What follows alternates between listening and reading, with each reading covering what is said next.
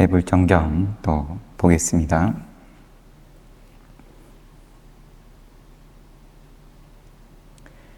순다리라는 또 외도 여성을 또 이용을 해가지고 여기는 아예 죽였죠. 사람을. 그래가지고 왕까지 동원을 하고 꼬살라 대왕은 처음에 외도들의 그러한 모함에 동조를 하는, 다분히 동조를 하는 그런 액션을 취했다가, 근데 부처님께서 이제 여론이 그렇게 형성이 된 것에 대해서 제자들이 이제 걱정을 하고 탁발을 나가면 사람들의, 시민들의 반응이 바로바로 오는 거니까 비구들에 대해서, 부처님에 대해서 이렇게 사실이 아닌 것으로 비난합니다. 부처님께서 말씀을 하신 것은 그들은 그들의 인과를 받을 거고, 그 다음에 일주일이 지나면은 찾아들 거고, 그런 말을 들을 때 이런 개송을 읊어라 하면서 인과에 대해서만 이야기를 하는 그런 개송을 가르쳐 주셨고, 사람들이 우리가 잘못 알았는가 보다 감정이 식은 다음에 그 다음에 이성적으로 생각을 하게 되고, 원래 외도들이 부처님은 부처님과 비구들을 늘 공격을 하는 포지션이었다.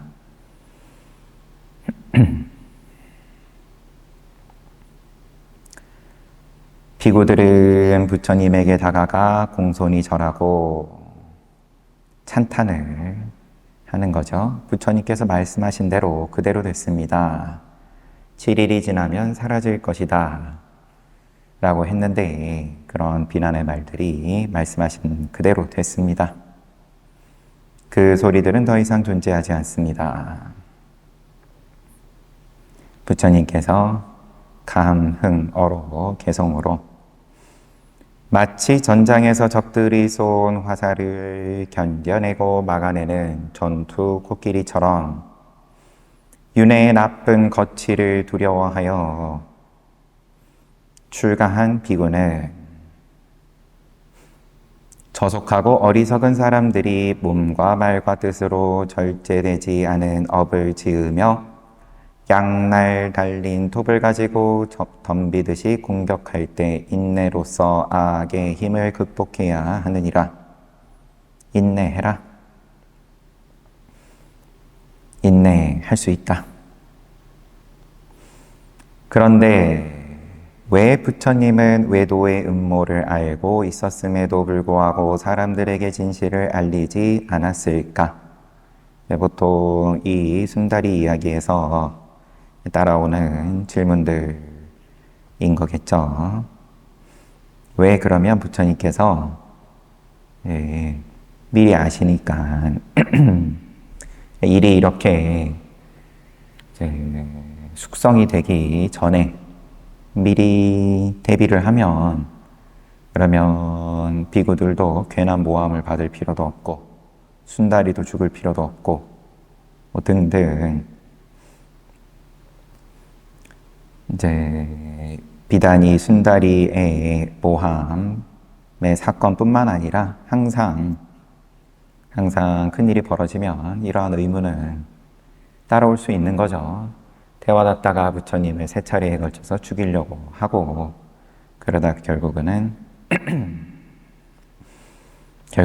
부처님을 죽이려 하기 이전에 왕실에 관여를 하면서 비구들을 한꺼번에 모두 위험에 빠뜨리는 저지레를 하는 것부터, 그 부처님께서 미리 그러면 대화다다를 그만큼 영향력이 커지기 전에 방비를 하실 수 있으셨을 수도 있지 않았냐. 다른 사람들에게는 그런 말을 할 필요가 없다. 사람들에게 질문이 외도의 음모를 알고 있었음에도 불구하고 사람들에게 왜 부처님은 진실을 알리지 않았을까? 바른 사람들에게는 그런 말을 할 필요가 없는 건 당연하고, 이제 모함의 잘못된 소리에 흔들리지 않을 테니까. 바른 사람들은 부처님과 승단의 고귀함에 대해 처음부터 완벽한 신앙심을 가지고 있기 때문이다. 또한 진실을 드러낸다 하더라도 그 사실을 받아들이지 않는 사람들이 있을 수 있다.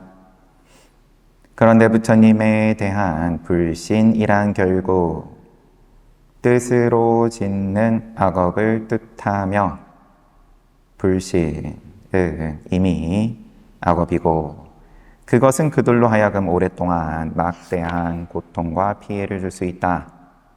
그리하여 부처님은 그때 침묵했던 것이다. 얘기해줘도 믿지 않는 걸 말하는 거겠죠. 여기서 불신은 진실을 드러냈음에도 거기에 대해서 믿지 않으면 그것으로 인해서 치러야 되는 인과가 너무 크다. 그래서 믿지 않을 사람들한테는 처음부터 부처님께서 말을 안 꺼냈다. 아예 늘 이제 법을 펴시는 그러한 전제가 된 그런 법의 성품인 거죠. 인연이 없는 자는 처음부터 얘기를 안 꺼내십니다. 달리 말하면 부처님에게 있어서 사건과 관련된 결과를 미리 말하는 것은 바람직한 일이 못 된다. 어떤 특정한 개인을 범죄자로 지목하는 것은 부처님이 하는 일이 아니다. 부처님은 그런 일들을 오직 객관적인 방식으로만 다룬다. 이제 부처님 여기서 말하는 객관적인 방식은 특정한 개인을 범죄자로 지목하는 것은 해당되지 않는다. 원인을 따져가지고 이렇고 이야기를 하는 것은 객관적인 방식, 부처님께서 이를 다루는 객관적인 방식이 아니다. 주석 큰 도움 안 될 것 같지만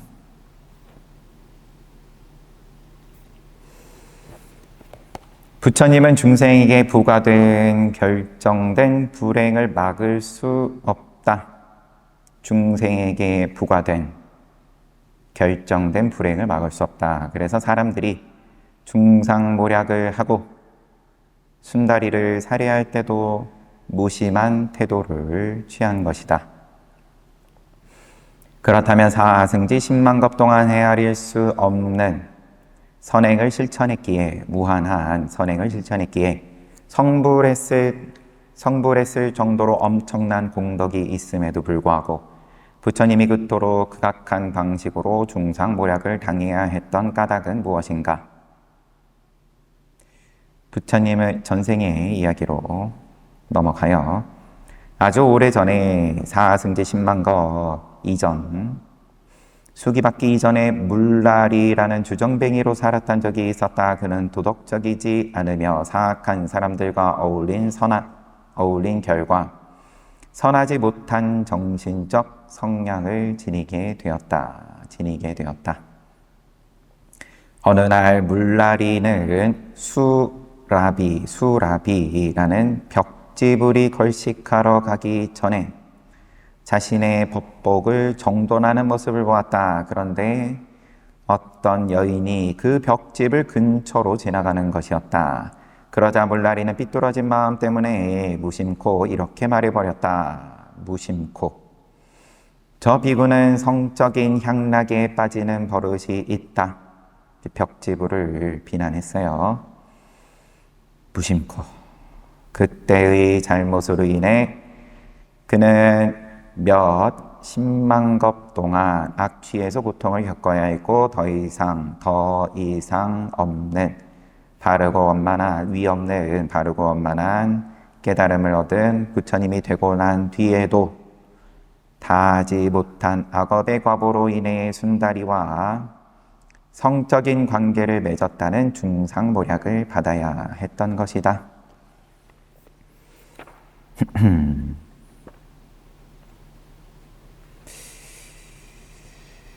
이제 전생경 자탁하는 부처님께서 뭐 동물을 포함해서 과거 생에 늘 이제 어떠어떠하게 이제 바람이를 쌓으셨는지가 소개가 되는 거고, 지금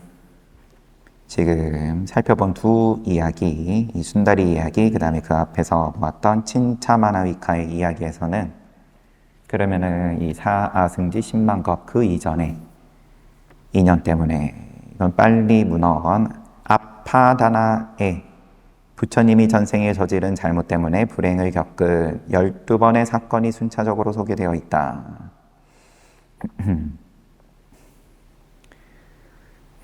저도 처음 봅니다. 부처님께서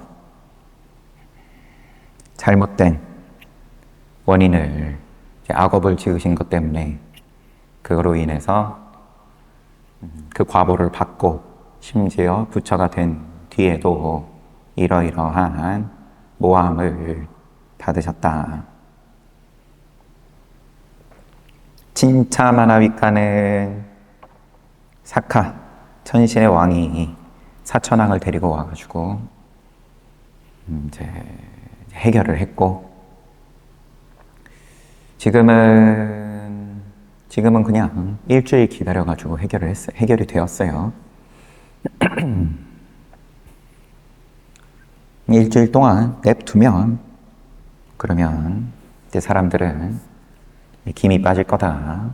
비구들에게 걱정하지 말아라. 안심시키시고.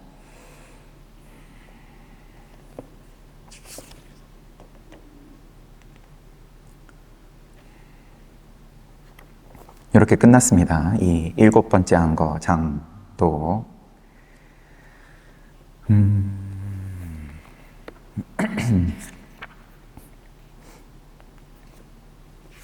바세나디 고살라데, 죄송합니다.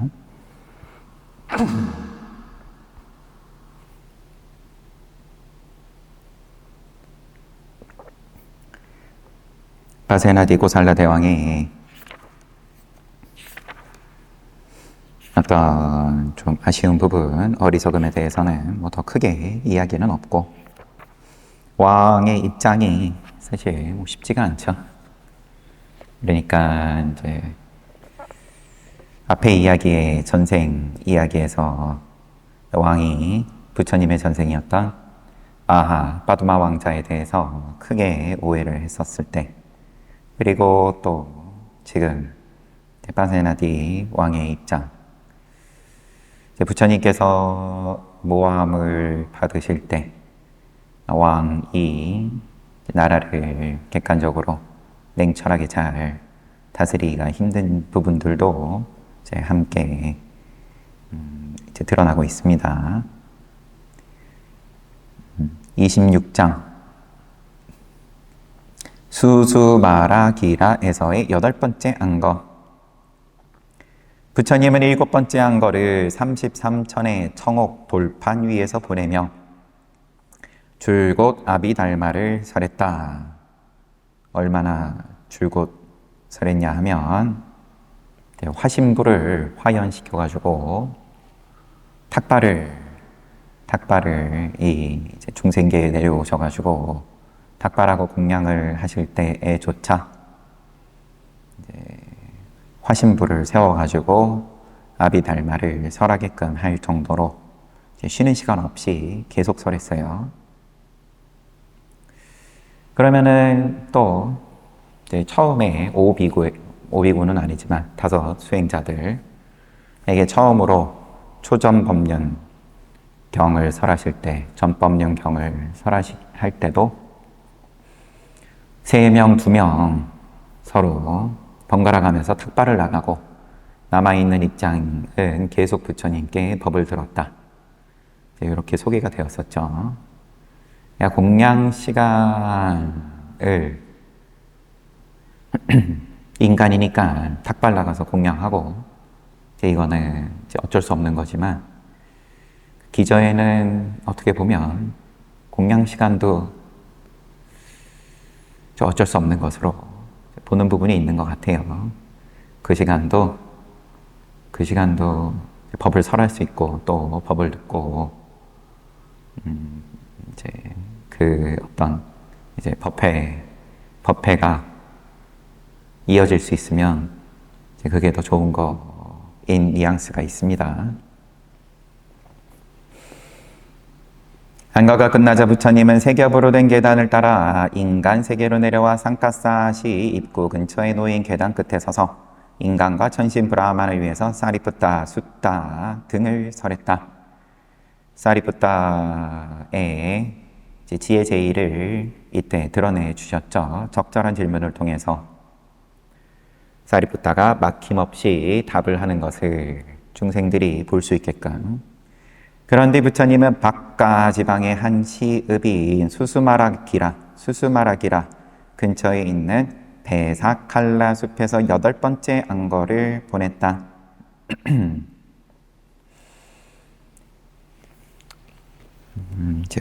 주석이 있어서 잠깐 보겠습니다.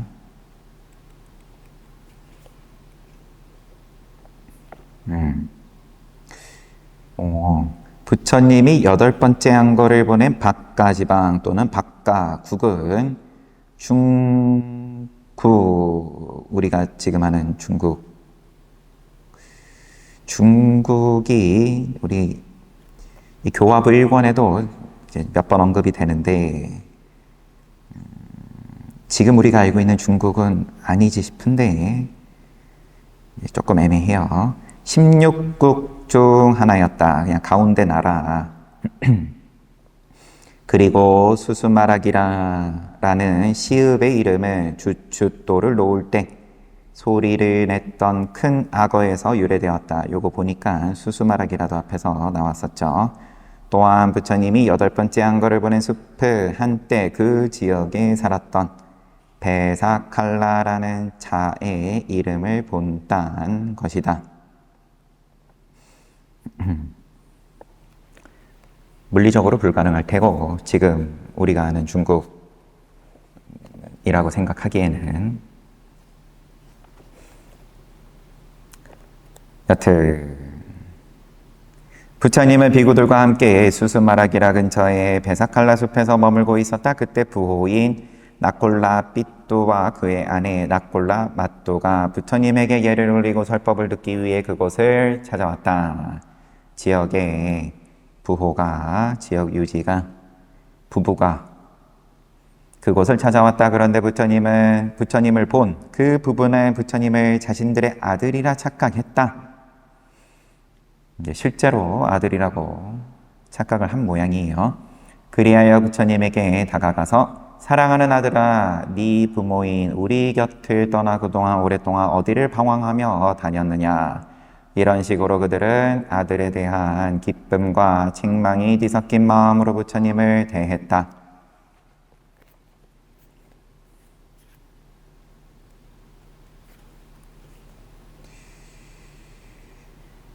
주석으로 낙골라 빗두는 전생에 고타마 부처님의 아버지 또 숙부 또 백부로 각각 500생 동안 관계를 맺었다.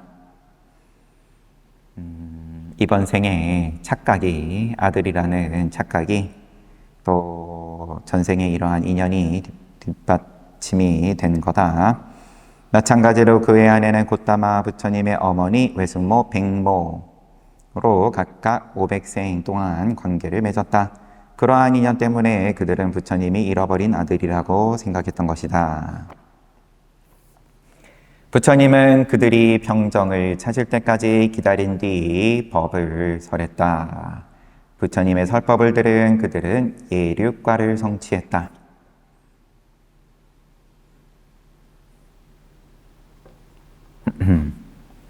어떤 법인지는 크게 언급이 없고 보디 왕자 이야기. 보디 왕자는 우데나 왕의 아들이었다. 이 나콜라 삐뚜하고 부인 나콜라 마뚜 이제 아들의 이름은 낙골라고, 낙골라의 아버지, 낙골라의 어머니 이런 뜻이 담긴 이제 이름이라고 아난존자에게는 나왔죠. 좀 더 이제 요 두 부부에 대해서는 여러 이야기들을 우리가 아난존자에게서 봤는데 이제 뭐 뒤에 또 나올란지 뭐 이렇게만 소개만 되고 넘어갈 수도 있고, 이들이 연로하니까 이제 늘 부처님과 비구 스님들 시봉하는 것에 큰 기쁨을 찾아와가지고 이제 시봉을 하고 또 법문을 듣고 여기에 대해서 행복해 하다가, 그러다가 낙굴라빛도 아버지 쪽이 먼저 건강이 안 좋아지고 부처님께서 마음의 병, 몸의 병은 몸의 병이고 마음의 병을 거기에 더 붙여가지고, 그래서 스스로 아픔을, 괴로움을 불러들이지 말아라, 이러한 법문을 해 주심으로써 건강을 회복을 하죠. 그리고 또 좀 시간이 지나가지고 그 다음에는 회복할 수 없는 그러한 입장에서 걱정 없이 요 남편 낙골라빛도가 이제 세상을 떠날 수 있게끔, 또 편안하게 세상을 떠날 수 있게끔, 그때는 낙골라 마뚜가 이제 잘 또 이야기를 하고 이제 한평생 오래 같이 산 부부가 이제 헤어지는 장면에 대해서 어떤 모범이 될 만한 그러한 모습이 소개가 되었었습니다. 보디 왕자는 우데나 왕의 아들이었다. 그는 부왕에게서 코끼리를 모으는 법과 쇠로 된 몰리 막대를 다루는 법을 배웠다. 우데나 왕의 아들인데 보디 왕자는 부왕에게, 아버지에게 코끼리를 모는 법, 몰리 막대가 의미가 있겠죠. 이제 나라를 다스리는 법, 왕이 되는 수업을 받았다. 그리하여 코끼리를 다루는 전문가가 되었다. 그 이상인가 봐요. 이제 코끼리의 전문가가 되었다. 파란 타파 왕이 꼬삼비국을 통치하던 때였다. 파란 타파 왕이 꼬삼비국을 통치할 때 어느 날 왕비는 왕과 함께 노천에서 일광욕을 하고 있었다. 당시 임신 중이던 왕비는 붉은 담요를 덮고 있었다. 그런데 갑자기 커다란 새가 날아오더니 왕비를 고기 덩어리로 착각하여 낚아채가는 일이 벌어졌다. 새에게 잡혀가던 왕비는 새를 놀래키기 위해 소리를 질렀다. 왕비가 고성을 지르며 박수를 쳐대자 놀란 새는 왕비를 나뭇가지에 내려놓고는 날아가 버렸다. 그 나뭇가지 위에서 왕비는 아이를 낳았고 밤새 내리는 비 때문에 붉은 담요를 그대로 덮고 있었다. 그 나무 근처에는 은둔 수행자가 살고 있었다. 전날 밤 여자의 소리를 들은 수행자는 새벽에 왕비가 있는 나무로 가서 그녀의 종족과 출생에 관해 물었다. 모든 상황을 알게 된 수행자는 사다리를 놓아 왕비를 내려오게 한 후 자신의 조막으로 데려갔다. 파란타파 왕의 왕비가 이제 나무 위에서 이제 아이를 낳는 상황이 벌어졌고 은둔 수행자가 구해줬다. 이때 이 아이는 바로 비로 인해 축축한 대기와 산악 지역에서 태어났기 때문에 우데나라고 불렸다. 우데나.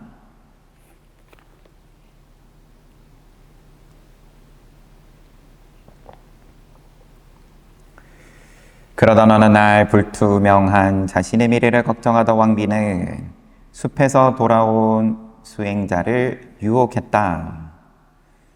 집으로 돌아갈 수는 없는 상황이었던 모양이고 그리하여 그 둘은 결국 부부로 함께 살게 되었다. 세월이 흘러 꼬산비의 파란타파 왕이 죽었다. 한때 수행자의 길을 걸었던 왕비의 남편은 점성술을 통해 왕의 죽음을 알게 되었다. 그래서 그는 그 일을 자기 부인에게 알려주었다. 왕이 죽었어. 당신 아들이 이 숲에서 머물기 바라오. 아니면 꼬산비로 돌아가 왕으로 지내기를 바라오. 이에 그녀는 아들에게 진실을 알린 후 아들의 의향을 살폈다. 몇 살인지는 모르겠지만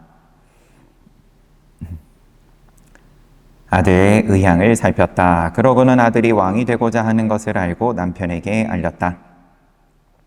과거에 수행자였던 남편은 사카에게서 코끼리를 굴복시키는 마술을 배운 적이 있었다.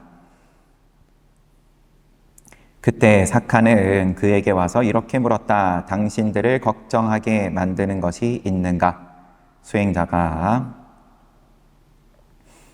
우리는 코끼리로부터 위험에 늘 직면해 있습니다. 그러자 사카는 그 문제를 해결할 수 있도록 마술을 가르쳐주면서 하프를 주었다. 코끼리를 쫓거나 가까이 오게 할 때 어떤 식으로 하프를 연주하면 되고 또 어떤 주문을 외우면 되는지 가르쳤던 것이다.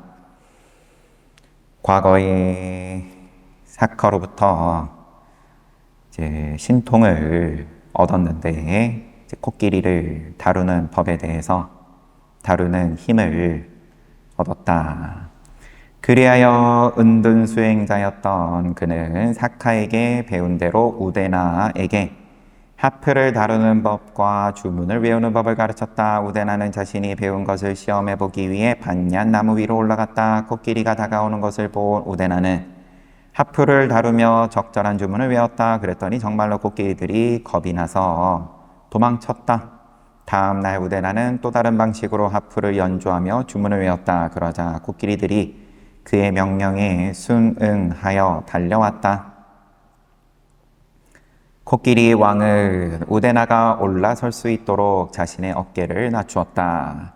코끼리 왕에 올라탄 우데나는 전투를 벌일 능력을 갖춘 젊고 강한 코끼리를 골랐다. 그러고는 어머니에게 자신의 가계를 증명할 증거로 붉은 담요와 반지를 요구했다. 그리고는 부모에게 절한 뒤 숲을 떠났다. 그는 다다르는 곳마다 나는 돌아가신 파란타파 왕의 아들이다. 부와 번영을 바라는 자는 나에게 합류하라. 선언하면서 군대를 규합했다. 그리고 자신의 군대로 도시를 에워싼 뒤 옥자를 넘길 것을 요구했다. 나는 돌아가신 파란타파 왕의 아들이다. 적법한 후계자인 나에게 왕위를 넘겨라. 그리고 자신의 주장을 증명하기 위해서 어머니에게 받은 붉은 담요와 반지를 사람들에게 보여주었다. 그리하여 그는 아무런 문제 없이 옥자에 오르게 되었다. 코끼리 사냥을 매우 즐겼던 우데나는 그 후로 좋은 코끼리가 있다는 소식을 들으면 어느 곳이라도 주저하지 않고 갔다. 우데나 왕의 적수였던 찬다팟조다 왕은 코끼리 다루는 기술을 몹시 배우고 싶어 했다. 그래서 그는 우데나 왕이 코끼리 사냥을 나왔을 때 그를 잡기로 하고 나무 코끼리를 만든 후 훈련된 병사를 그 속에 배치시켰다. 우데나 왕을 잡기 위한 덫이었다. 그 계획은 성공하여 우데나 왕을 잡게 되었다. 찬다팟조다 왕은 딸 와술라다타를 우데나 왕에게 보내어 코끼리 다루는 기술을 배우게 했다. 우데나 왕과 와술라다타는 사랑에 빠지게 되었다. 와술라다타 공주에게 빠진 우데나 왕은 공주와 함께 박가 지방의 수수마라기라 시로 달아났다.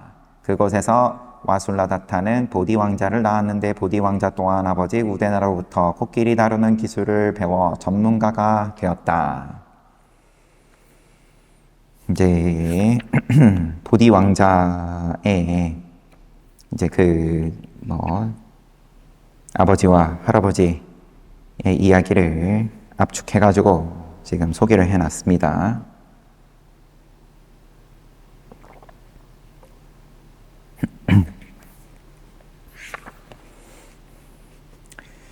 꼬산비 고산비 비구들은 이제 또 다른 지점에서 이제 또 큰 사건이 나중에 또 나오죠.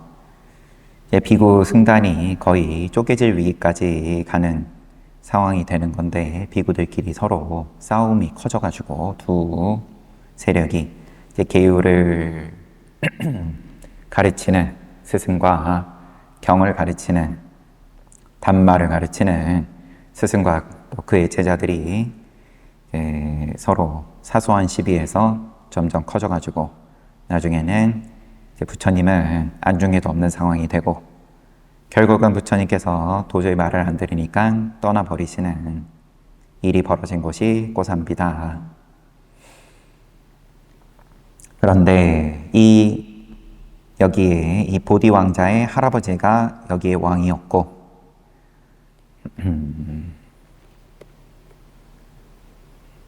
그러면은 이 파란타파 왕이 낳은 우데나 왕은 어떻게 보면 이제 이 나라에서 잘 자라가지고 왕이 되지는 못하고, 새가 어머니를 물고 가가지고 왕비를 물고 가가지고 그래가지고 나라에서 멀어지게 되고, 잘 자란 다음에 무협지 같은 느낌이 있죠. 신통을 익혀가지고 어떤 비기를 익혔어요. 전쟁 코끼리가 지금으로 치면 탱크 느낌인데, 탱크를 마음대로 부릴 수 있는 그러한 힘을 가지고 이제 돌아와가지고 왕위를 본인이 또 적법한 적자이고 적장자 이었겠죠.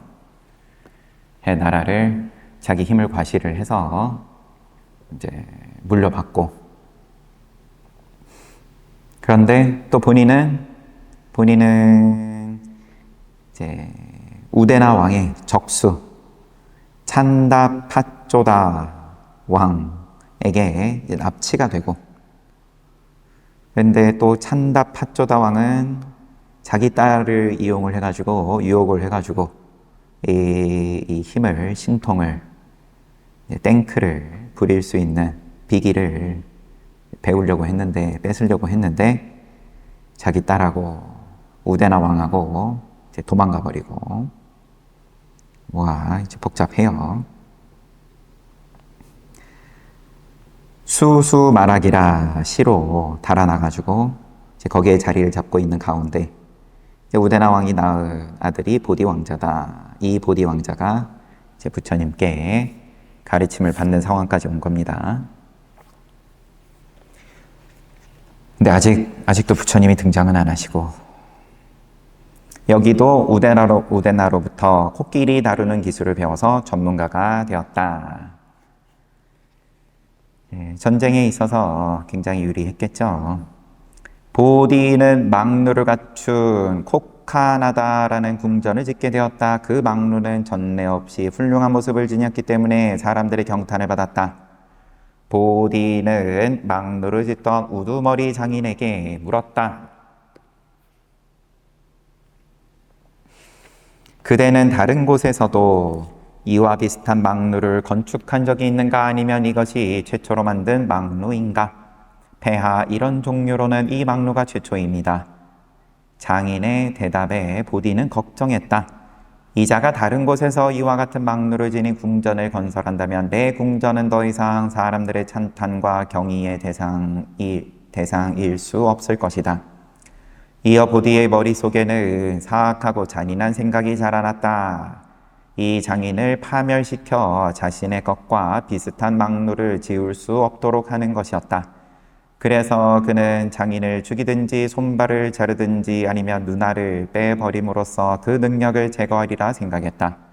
보디는 그와 같은 계획을 자신의 중마고우인 산지카푸타에게 알렸다. 산지카푸타는 친절한 성격을 지닌 사려 깊은 자였다. 중마고에게 알렸는데 여기는 다행히 착했어요. 산지카 부타는 보디가 자신에게 말한 대로 실행하고 말 것임을 확실히 느낄 수 있었다. 그러나 그는 그처럼 대단한 능력을 지닌 무고한 예술가를 해치려는 계획에 찬성할 수 없었다. 그래서 이 일을 막아야겠다 생각하고 장인에게 가서 보디 왕자를 위한 궁전은 다 지어졌습니까? 아니면 해야 할 일이 남아 있습니까? 장인이 모든 것이 끝났습니다. 그러니까 산지타푸타가 보디 왕자가 그대를 없애고자 하니 아무쪼록 안전에 만전을 기하도록 하시오. 장인은 감사해 하면서 오 친애하는 주인이여 당신은 정말 친절하게도 그런 말씀을 해 주셨습니다. 이 상황에서 제가 할 수 있는 모든 방도를 취해 보겠습니다. 그 후 보디 왕자가 장인에게 위대한 장인이여 이 막루와 관련해서는 더 해야 할 일이 남아있소. 폐하 일이 다 끝나지 않았습니다. 아직 해야 할 일이 많이 있습니다. 장인이여 어떤 일을 아직도 더 해야 하는가? 폐하 자세한 것은 나중에 말씀드리겠습니다. 지금 당장 목재가 필요하니 폐하께서 목재를 공급해 주십시오. 어떤 목재가 필요하오? 폐하 야만의 나무처럼 가볍고 마른 나무가 필요합니다. 장인의 말에 왕자는 의심하지 않은 채 그에게 가볍고 마른 나무를 제공했다. 장인이 계속해서 폐하 앞으로는 저의 일터를 방문하지 말아 주십시오. 이 일은 매우 미묘한 것이기 때문에 음식을 날라다 주는 제 아내를 제외하고는 그 누구와 이야기를 나눌 여유조차 없습니다. 이러한 장인의 요구를 왕자는 흔쾌히 받아주었다. 우두머리 장인은 작업장인 오두막에 머물면서 부드러운 나무를 정확하게 다루어 가루다 새와 같은 모습의 나는 기구를 만들었다. 날아다닐 수 있는 기구를 만들었다. 그 일이 끝나자 그는 아내에게 가지고 있는 재물을 돈과 보석으로 바꾸게 했고 가족들로 하여금 언제든지 떠날 수 있게 준비를 해두게 했다. 모든 일이 마무리되었을 때 장인은 가족을 일터에 모이게 한 뒤 아침을 먹고는 기구를 타고 날아가 버렸다. 가족 다 데리고 탈출에 성공했습니다. 장인 가족은 히말라야의 한 지역에 내린 뒤 영원히 그곳에서 머물렀다. 그 뒤 그곳은 도시로 발전했고 장인은 왕이 되어 그 지역을 다스렸다. 그가 바로 카타와하나 왕이다. 생경한 이름이고 생경한 이야기예요. 부처님께서 보디 왕자에게 당신께서 어떻게 이제 수행의 길에 들어섰고 까빌라 성을 떠나가지고 어떻게 수행 생활을 하시고 또 성도하시고 이 이야기를 보디 왕자에게 쭉 하신 것만 알고 있어가지고 보디 왕자가 수승한 뭔가 상근기인가 보다 싶었는데 뭐 야심이 크고 코끼리도 자유자재로 다루는 사카로부터 얻은 그러한 힘을 아버지에게 물려받아가지고 막루하면 머릿속에 잘 그렇게 그려지지는 않아요. 얼마나 특별한 막루길래 야, 이 막루는 나만이 가져야 된다. 왕궁을 지은 다음에 코카나다라는 궁전을 짓고는 그러고는 이 장인을 다시 막루 또는 궁전을 두 번 다시 지을 수 없게 해야겠다. 이런 마음을 가지고 친구에게 속내를 드러냈다가 친구가 그래도 구해줬어요.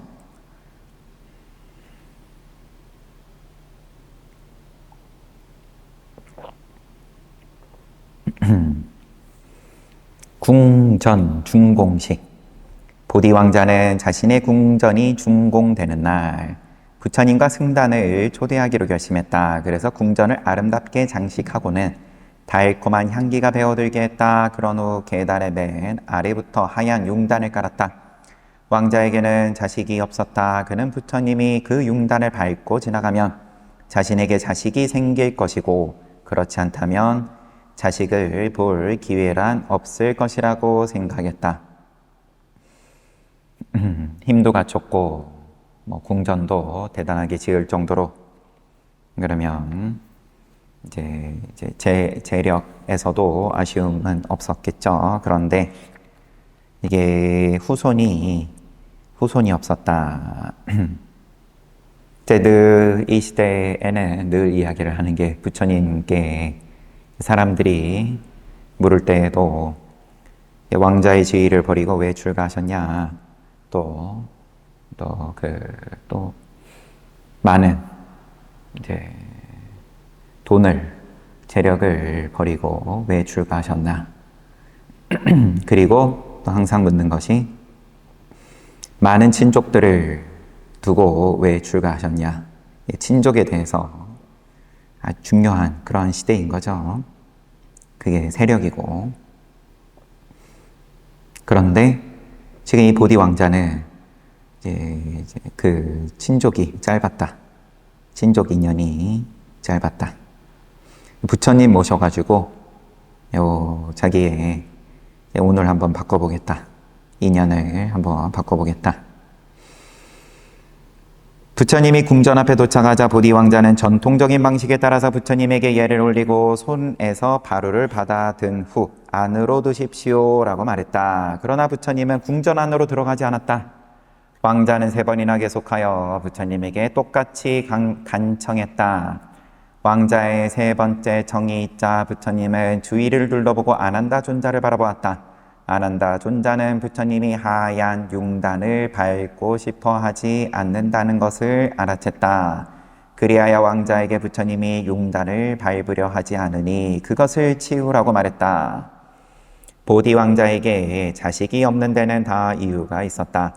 보디 왕자는 전생 중 한때에 어떤 작은 섬에 살았다. 그에게는 그와 비슷하게 잔인하고 무지한 아내가 있었다. 전생에 이제 그 둘은 서로 의기투합하여 힘없는 작은 새를 잡아먹었다. 다른 여자와 결혼했다면 그는 자식을 얻을 기회를 만났을 것이다. 그와 그의 아내 모두 어린 새들을 잡은 책임이 있기 때문에 어린 새들의 생명을 빼앗았기 때문에 유죄인 것이다. 인과가 있다. 부처님은 그 모든 사실을 잘 알고 있었기에 불순한 의도로 깔린 융단을 밟으려 하지 않았던 것이다. 여기에 깊이 생각해야 할 점들이 몇 가지가 있다 하고 이 민군사요도 스님이 또 뭔가 생각을 말씀을 하시는데 그 전에 제 생각은 우선 새 이야기가 이 보디 왕자와 관련해서는 이제 많이 나오죠. 새 코드가 자기 할아버지 파툭 이름이 파란타파 왕의 부인이 이미 새가 낚아채가지고 산모를 가지고 나뭇가지에 놓아가지고 거기서 이 보디 왕자의 아버지 우데나 왕이 태어나고 그 다음에 이 보디 왕자가 죽이려고 했던 장인은 가루다 새죠. 새 모양의 날아다니는 기구를 만들어가지고 이제 탈출을 하고 그 다음에 전생에 보디 왕자하고 또 부인하고 이 생의 부인이 이 전생의 부인이라는 말로 지금 읽었는데 그래서 섬에 살면서 작은 섬에 살면서 힘없는 작은 새를 잡아먹었다. 단지 생존을 위해서만 이렇게 한 것은 아니겠죠. 그 이상으로 악업을 지었다, 잔인하다라는 말이 붙은 걸로 봐서 그래서 그 인연 때문에 다른 여자하고 결혼했다면 그는 자식을 얻을 기회를 만났을 것이다. 그런데 이제 둘의 이제 이런 불선업이 이번 생에 다시 만나가지고 그로 인해서 자식을 두지를 못했다. 자식을 두는 문제에 대해서는 뭐 예를 들면 이제 외살리 도시의 기원에 대해서 이야기할 때도 외살리 이제 땅을 뭐 얘기하면 한참 또 길어지니까 이제 땅을 왕으로부터 받아가지고 거기서 16쌍씩 자식을 계속 낳았다. 또 그 자식들이 또 대를 이어서 16쌍씩. 그래서 빠른 속도로 도시가 급성장했다. 그래서 성벽을 한 겹 쌓고, 두 겹 쌓고, 세 겹 쌓고. 이제 그렇게 이제 풍요의 상징이 되었다. 외살리가 부처님께서 좋아하시는 외살리 도시가. 그 다음에 뭐 또 나중에는 반둘라 총사령관이 또 이 빠세나디 왕의 어릴 적부터 친구인데 거기도 부인이 8쌍씩이었나 연이어서 쌍둥이 아들을 낳아가지고 이 16 아들이 모두 장군이다 보니까 이 반둘라 총사령관이 왕궁에서 커다란 세력을 이루고 거기에 대해서 전 법무대신이 이제 왕의 어떤 또 마음을 잘 건드린 거죠.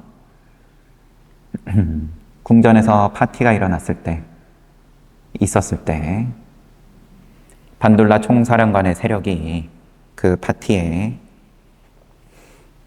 이제 가득 채울 정도가 된다. 그러니까 바사나데 왕이 위협을 느꼈을 테고 원한을 갖고 있던 자기를 내쫓은 반둘란지 빈둘란지 이것도 왔다 갔다 해요. 반둘라 총사령관을 모함을 하고 한꺼번에 다 함정에 빠뜨려가지고 바세나데 왕이 이제 죽여버리고 그래서 자식을 그것도 쌍둥이로 열어두는 것에 대해서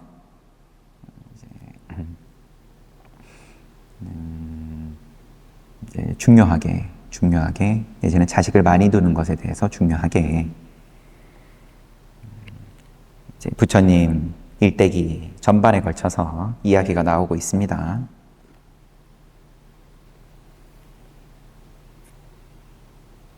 절 어머니 위사카의 경우에도 자식을 많이 둬가지고 사람들이 늘 초청하기를 원했다. 그래서 우리 집도 풍요로워지기를 기대를 하면서 절 어머니 위사카를 늘 초청을 했는데 절 어머니 위사카도 자기가 가장 사랑하는 손녀가 죽어버리니까 정신을 반쯤 놓게 되고 그래도 이제 과위에 올라간 깨달음을 맛본 인연이 있다 보니까 다시 정신을 차리고 부처님께서 정신을 차릴 수 있게끔 해주시고 너는 자식을 얼마만큼 두고 싶냐? 사와띠, 시, 인구 전체만큼 자기 자식을 두고 싶다. 뭐 이런 이야기가 나오죠.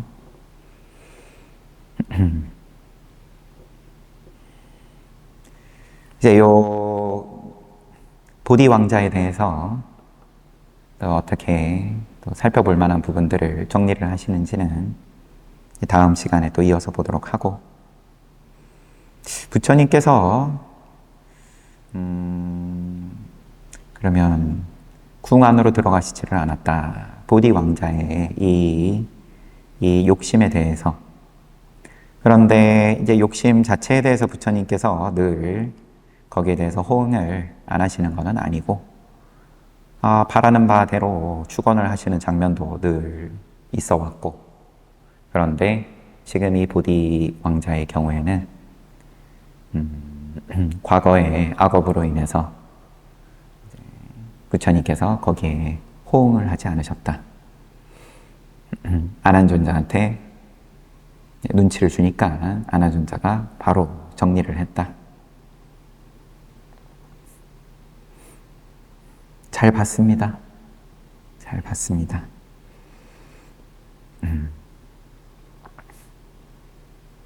쉬었다가 또 정진하겠습니다.